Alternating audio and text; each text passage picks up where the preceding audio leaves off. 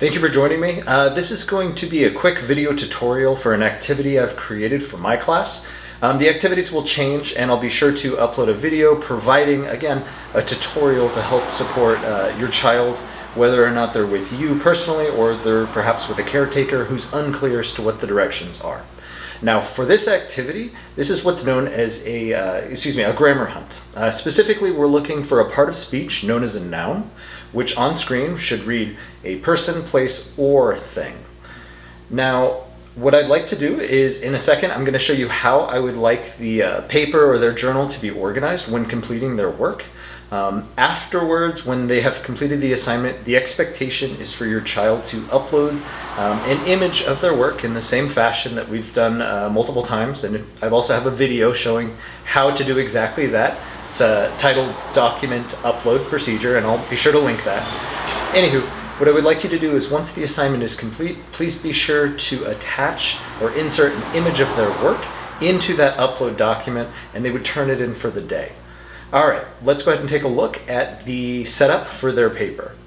Okay, so very simply, the setup is going to be, since we're focused on nouns, they should title it somewhere. So a noun as a person, just as a reminder to themselves, right? Or a place, or a thing.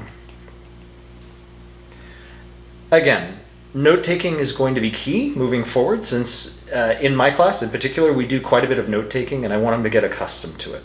All right, so as they're reading the article, which has been uploaded into Google Classroom, I'll have both the PDF version and they'll have live access to it in their Newsela accounts.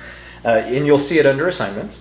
What they're going to do is they're going to read the article about once or twice, and as they're reading, perhaps during that second or third time, what I'd like them to do is go ahead and jot down any nouns they feel they're able to identify.